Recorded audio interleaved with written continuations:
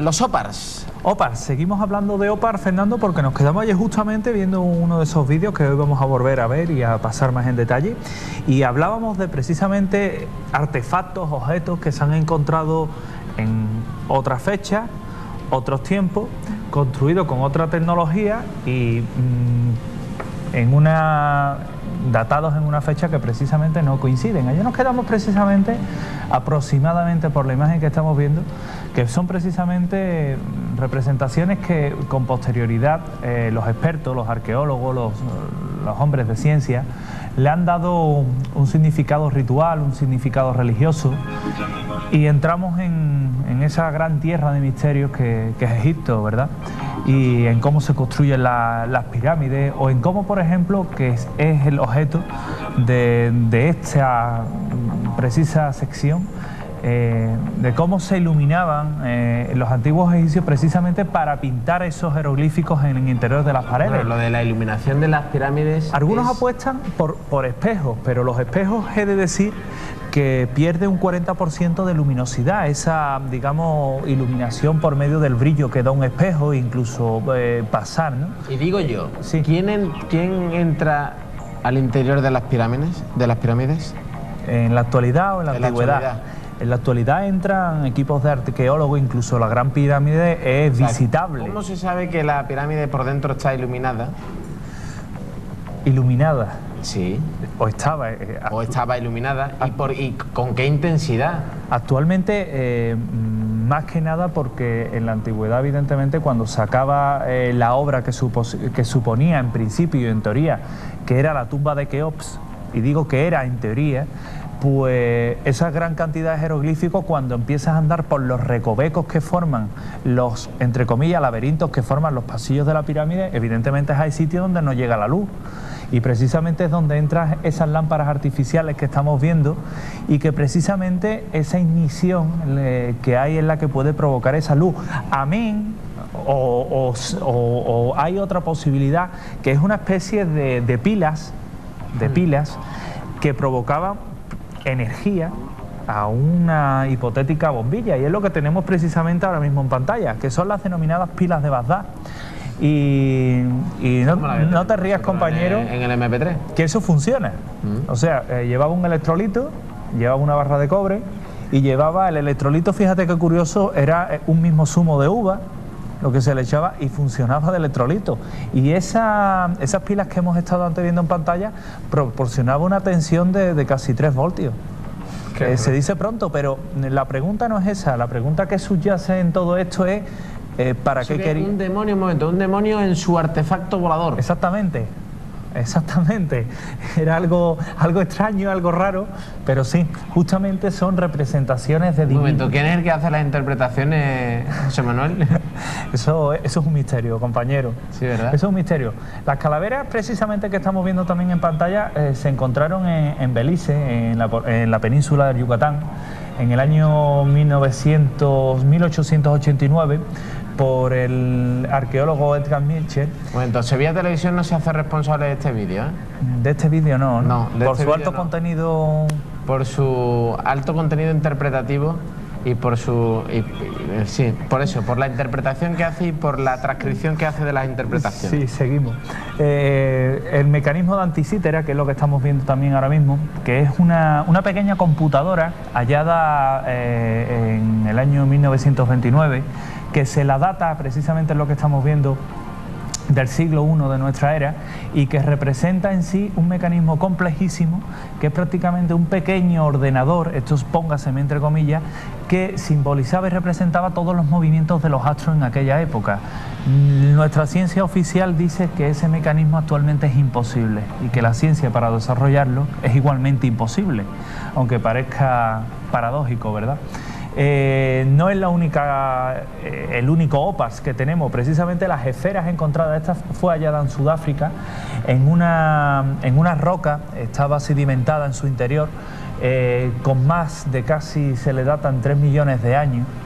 Y la pregunta consiguiente es cómo llega un objeto manufacturado a mano, como el que estamos viendo, a una piedra en cuyo interior ha pasado pues casi esos millones de años y no ha sido abierta. ¿Quién ha colocado esa piedra allí? Sin posibilidad de fallo, de error.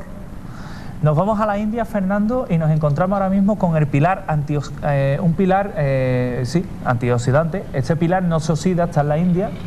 Y lo curioso es cómo encontramos ese elemento prácticamente, pues si no se había descubierto aún el acero inoxidable. Sin embargo, esa columna mantiene aún todo el vigor tal y como fue construido en el año 413 a.C.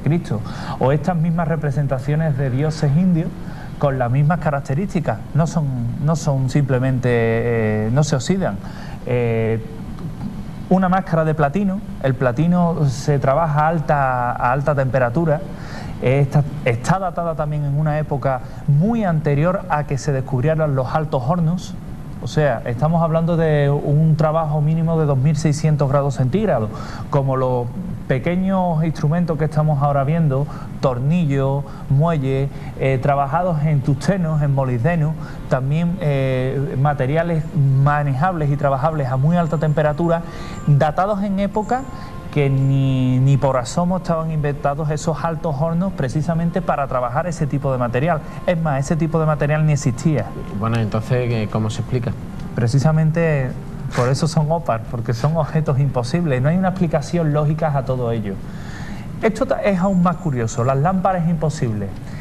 ¿Y por qué? Porque son lámparas en principio eternas, lámparas que se han encontrado ardiendo. Pero vamos a ver, vamos a recordar. Sí.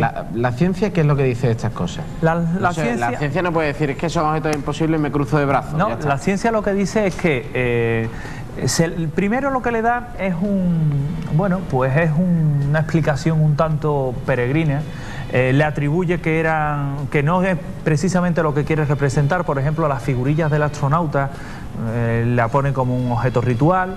La máscara que hemos visto trabajada en platino, pues le da una fecha posterior a la datación que nos puede dar el trabajo en material.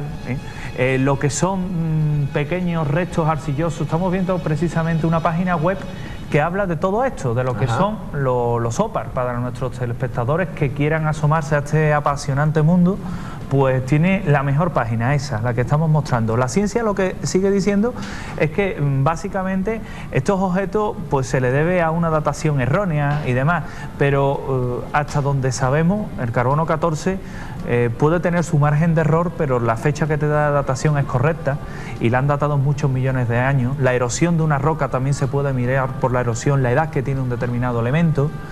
Y técnicamente para esos tornillos, esos juegos de tornillos, por ejemplo, que hemos visto, o esos elementos como podían ser las calaveras de cristal, que una de ellas solo tarda 300 años en hacerse, pues no tiene explicación, y como tal te lo dice, está en el Museo Británico, no estamos hablando de una institución cualquiera, estamos hablando del Museo Británico de Londres, y lo que técnicamente dice es que no tiene explicación, le da un trabajo continuado, la acción guiada por el fanatismo de una religión. ¿Su pulsera es un OPARS?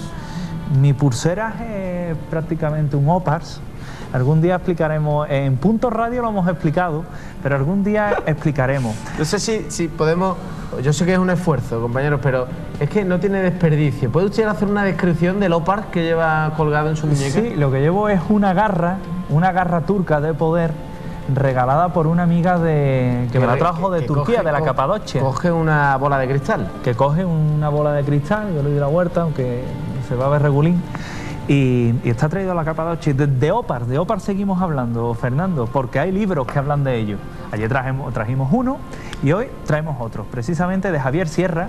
De Javier Sierra tenemos hoy dos libros. El primero, ese, hablando de los OPARS. En busca de la edad de oro, un magnífico libro que se van a encontrar más de esto que hemos hablado muchísimo, explicado con muchísimo detalle. Y es un libro en el que Javier volcó gran parte de sus ilusiones, ¿verdad?, como director de Más Allá. Y la semana que viene vamos a hablar de algo que tiene que ver con lo que tienes tú entre las manos. El libro que tengo en mis manos de Javier Sierra, La Cena Secreta. Es un libro que habla... Precisamente es una de las secuelas del Código Da Vinci, siendo Javier Sierra muchísimo mejor escritor que Dan Brown, sin duda alguna.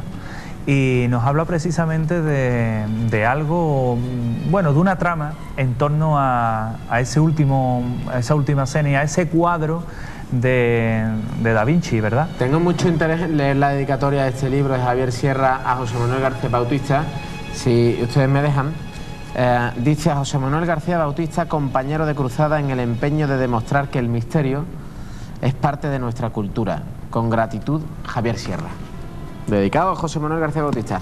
Compañero, muchas gracias. Amigo, como tú, Fernando. El sábado en Punto Radio, 93.0, ahí estamos para hablar de misterio. Por cierto, saludos a José Carrera, que nos ha saludado hoy también en la Plaza Nueva con motivo del Día de la EPOC. Ahí Punto Radio se ha desplazado, protagonista Sevilla, para hacer su programa. José Carrera nos ha felicitado por el programa, así que un abrazo, amigo, y siga usted con esa buena costumbre de ver Sevilla diario cada día a las 8 de la tarde, a la misma hora que les espero mañana. Vayan con Dios.